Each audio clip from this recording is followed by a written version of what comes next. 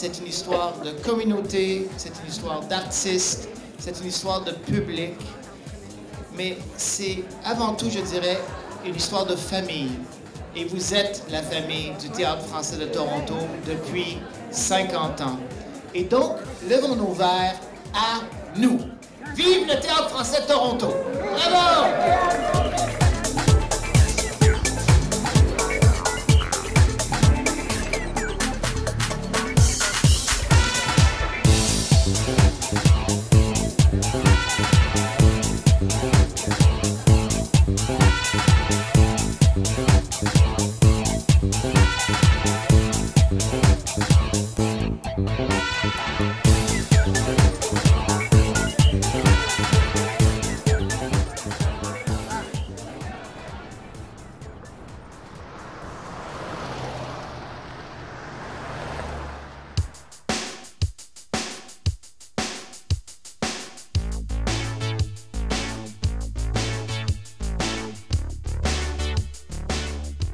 Les directeurs artistiques qui m'ont précédé, qui n'étaient pas toujours à la recherche du consensus, ça allait tout à fait à l'encontre de ce qu'on me disait du théâtre. Et j'ai compris quelque chose, en fait, c'est que le Théâtre français de Toronto, en fait, a toujours été un espace de liberté pour les créateurs, habité par des directions artistiques très différentes les unes des autres, mais ça ne cadrait pas ce qu'ils faisaient, ces gens-là, avec la priorité numéro 1 du milieu franco-ontarien, ce qui était la création par et pour les franco-ontariens. Je pense à Diana Leblanc, qui nous a proposé des mises en scène et des lectures de Cocteau, par exemple, qui ont bousculé le milieu ici. Si on lit la réaction médiatique de l'époque, les gens n'étaient pas tous d'accord. Tout le monde ne disait pas que c'était bon. Certaines personnes qualifiaient son travail d'incompréhensible.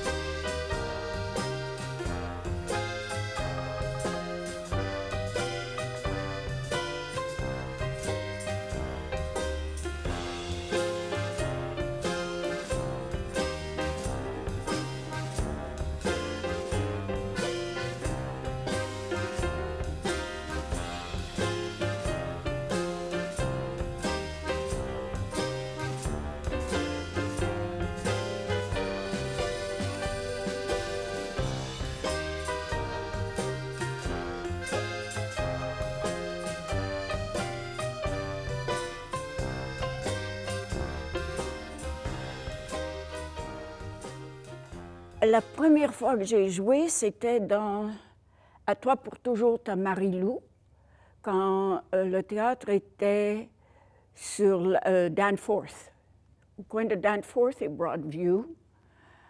Michel Montmorency avait monté la pièce. Pauline Martin jouait Carmen, je jouais Manon. Et ça, c'était... Je ne me rappelle plus de l'année. Ça fait très longtemps. Je dirais les années 70. Peut-être parce que j'ai été élevée à Montréal, mais complètement bilingue. Hein. Moi, je considère que j'étais très chanceuse. J'avais une mère de descendance irlandaise, un père canadien-français, comme on disait à l'époque. Les deux étaient assez bilingues. Mon père surtout était assez bilingue, mais ma mère l'était aussi, pour que, quoique la langue parlée autour de la table ou dans la maison, personne n'était exclu. Mais ma mère nous parlait exclusivement en anglais, donc mes premières années étaient surtout en anglais, mais dès que mon père rentrait dans l'appartement, quand j'étais toute petite sur la rue Saint-Joseph, lui parlait français. Alors, ça a toujours été mêlé pour moi, ça a toujours été simple pour moi, ça a toujours été une question de... Quand on va dans la famille Leblanc, avec les cousins et les cousines, ma tante, les mononcles, on parle français. Quand on va dans la famille McPhillips, qui était le nom de ma mère, on parle anglais. C'était simple comme ça pour moi. Évidemment, j'étais petite, il n'y avait aucune politique, et c'était avant les années 60. Hein? C'était les années 40 et 50. Donc, c'était simple. J'étais comme et ma sœur. Nous étions comme des poissons dans l'eau.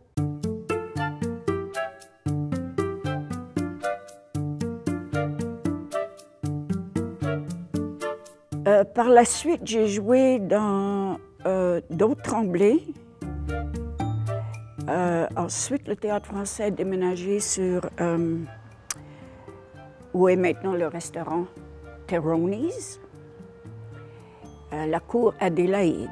Il fallait monter 3 grands paliers d'escalier. Je me souviens, mon père qui avait l'emphysème et qui était venu voir Bonjour le bonjour. Je jouais Lucienne. J'avais déjà joué la jeune.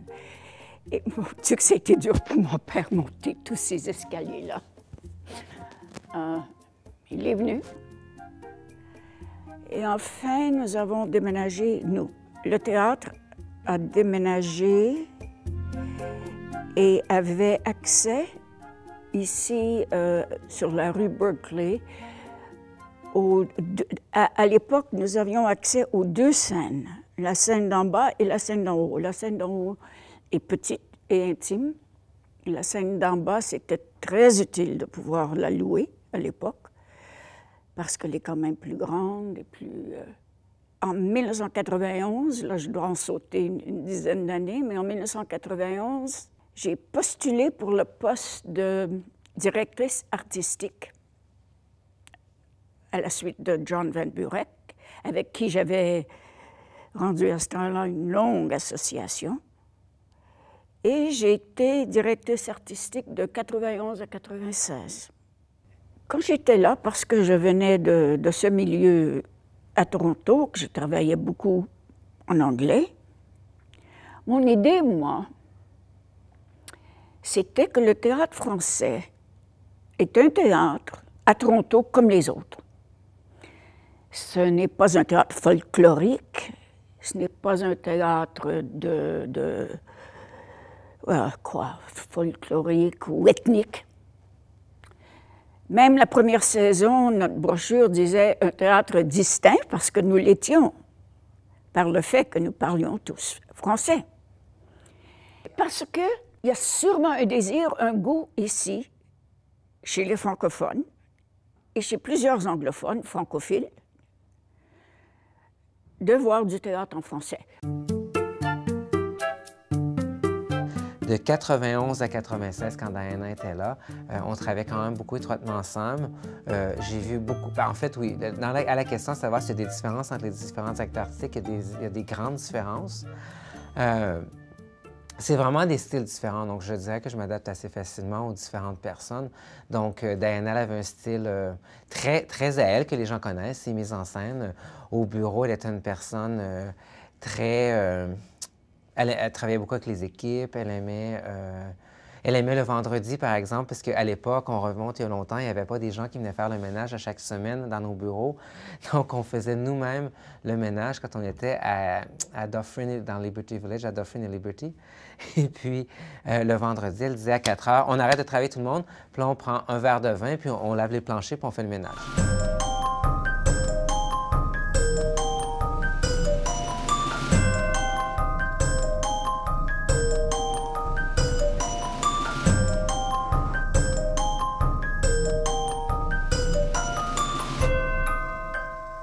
Je pense qu'on a été bien servi avec Diana Leblanc, qui avait beaucoup d'expérience.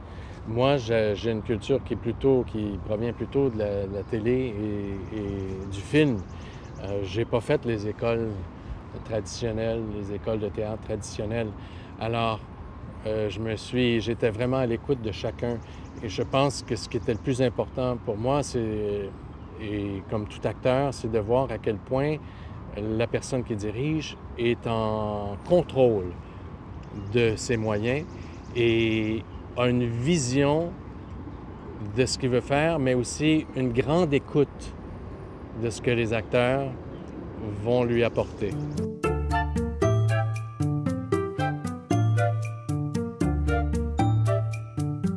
Ceux qui m'ont le plus influencé et avec qui je me sens plus à l'aise pour travailler, c'est Diana Leblanc.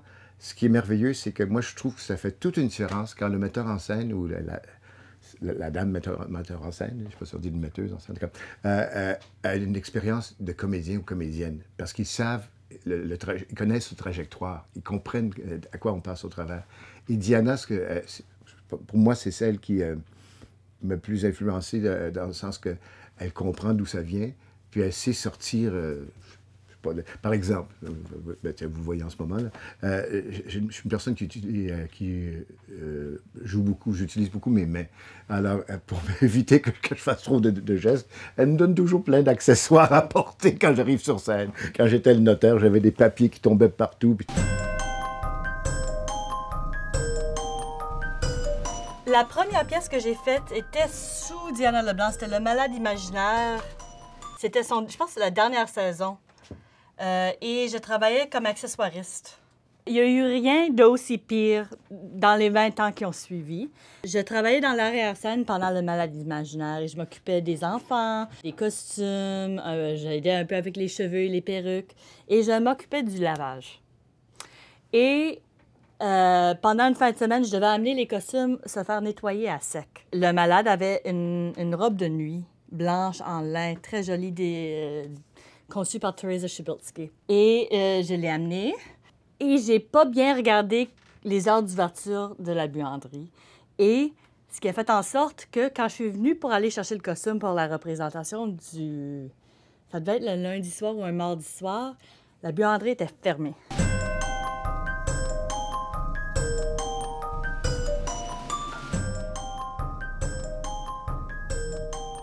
Il nous manquait le costume du Malade imaginaire. Alors, je suis allée chez moi, j'ai pris mes rideaux qui avaient une doublure en coton blanc, j'ai coupé la doublure de mon rideau et avec mes talents minimes à cette époque-là, j'ai reconstruit la robe de nuit du Malade imaginaire pour une représentation.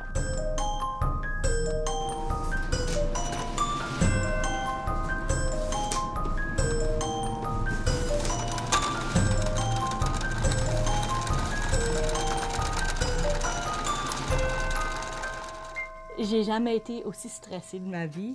Je pensais que j'allais perdre ma job. C'était affreux. Mais en tout cas, Dieu merci que j'avais des rideaux doublés. Malheureusement, je n'ai pas beaucoup d'anecdotes lors de la direction artistique de Diana parce qu'on a travaillé ensemble, mais jamais dans un spectacle ensemble, c'est-à-dire elle, metteur en scène, moi, acteur, ou moi, metteur en scène, elle, actrice. Alors, elle était directrice artistique et dès sa première année, ses premières semaines même, elle m'a téléphoné, m'a demandé si je pouvais lui présenter un projet et que j'allais en faire la mise en scène. Alors, je suis arrivé avec, comme on dit en anglais, a double bill, 2 pièces de Molière, une courte pièce en ouverture de spectacle, qui était Le médecin volant, et Les précieuses ridicules, dont il y avait Geneviève Langlois aussi, était dans la pièce, et Gisèle Rousseau, et bien d'autres. Mais d'anecdotes, réellement, du temps de Diana, j'en ai pas vraiment. C'est malheureux, mais c'est comme ça. Mais j'ai beaucoup aimé travailler avec Diana, bien sûr. Mais ça, comme je dis, jamais été directement comme interprète ou metteur en scène avec Diana. Diana est partie après ces 5 années-là. Et puis, c'était bien, Diana, c'est intéressant aussi de voir la réaction du public. Diana est allée chercher un nouveau public. Elle faisait des styles un peu différents de John. Elle a recréé beaucoup un sentiment aussi de communauté en allant chercher beaucoup de comédiens qui étaient d'ici. Donc, moi, j'ai appris à connaître plein de comédiens qui habitaient à Toronto puis que je n'avais pas vu encore sur les planches du TFT, donc c'était bien. Diana Leblanc, comme metteur en scène, ah oui, tout à fait. Travailler avec... c'est sûr que moi, travailler avec une femme, metteur en scène, ça fait une différence, c'est sûr. Je vais parler pour moi, ça c'est mon expérience à moi. Moi, j'ai adoré travailler avec Diana. J'ai travaillé souvent d'ailleurs avec Diana. C'était comme plus facile, ça allait de soi. De femme à femme, il y a des choses qu'on peut se dire, qu'on peut échanger. C'est une autre dynamique. Puis Diana, c'est une très, très, très bonne metteur en scène qui a fait des bons shows. Puis je n'ai que du bon à dire de Diana. Moi, ça a toujours été je pense que j'ai travaillé 3 fois avec elle. Ça a toujours été de meilleur en meilleur en meilleur. D'ailleurs, j'ai hâte de la retrouver. Là. Ça fait longtemps que je l'ai vue, j'ai hâte de la revoir.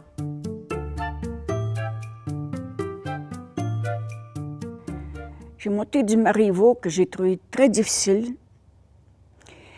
Il y a un spectacle double que j'ai adoré, dont je suis très fière comme directrice artistique. On a monté la répétition de Jean Anouilh en même temps avec l'Invitation au château. La pièce d'Anouilh, qui s'appelle La répétition, est située dans un château français où des gens très bien se réunissent. Tous les ans, on a l'impression, pour monter un spectacle. Et ces bonnes gens montent un Marivaux. Alors, nous avons monté la répétition et avec les mêmes comédiens, on a monté le Marivaux que répétait. C'était, je ne veux pas dire génial parce que c'était mon idée, mais c'était une très bonne idée qui a très bien marché. C'est pas évident, hein? Trouver une troupe de comédiens qui agirait très bien dans les deux, mais ça a tellement bien marché. Il y avait les comédiens, la petite troupe. Il y avait, rendu à ce point-là, il y avait une troupe. Hein? Il y avait Robert Godin, Olivier Lécuyer, France Gauthier, Marie-Hélène Fontaine. On était vraiment une belle gang quand on se réunissait. Moi, j'ai commencé à monter, à faire de la mise en scène en 90, donc l'année avant de prendre la direction. J'avais monté à l'époque 2-3 pièces. J'étais très chanceuse, moi, quand j'ai commencé à faire de la mise en scène. Hein? Ma première mise en scène, c'était pour John Van Burek, 6 heures ou plus tard. Donc, me retrouver dans les années 70, et ma première pièce fut un Tremblay, c'était une connexion que je ne savais pas avoir manqué. Mais en travaillant en français, c'était comme « Ah, OK ». Il y avait quelque chose qui s'est complété chez moi. Et chaque fois que je travaille en français, c'est le sentiment que j'ai. Donc, je suis évidemment profondément reconnaissante au Théâtre français de Toronto. Et je suis pas mal certaine que il y a 2 ans, quand j'ai reçu le prix du gouverneur général pour les arts de la scène, une des choses qu'on mentionnait, c'était que j'ai eu le prix Alliance, donc le fait que je allais d'un monde à l'autre fait partie de tout ça, de ce qu'on peut considérer s'il y en a eu une contribution au théâtre canadien.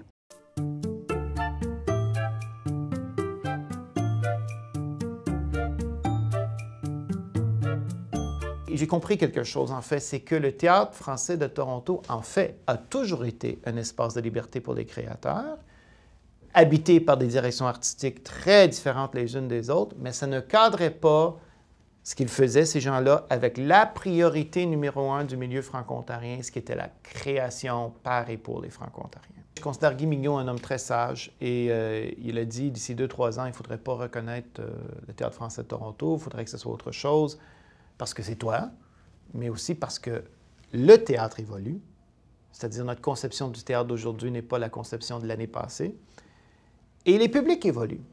Et c'est à moi de naviguer à travers tout ça, mais c'est la réalité d'une direction artistique d'évoluer avec la forme, de provoquer le changement de la forme aussi, et d'évoluer avec le public. Et évoluer avec le public, ça ne veut pas nécessairement dire toujours plaire, ça veut dire provoquer, remettre en question, stimuler. Il y a tellement de sortes de plaisir à avoir au théâtre. De juste dire le plaisir et ce qu'on vise tous, l'entertainment, pour moi, ce n'est pas assez. C'est important, mais il y a autre chose à faire aussi, sans remettre ça en question.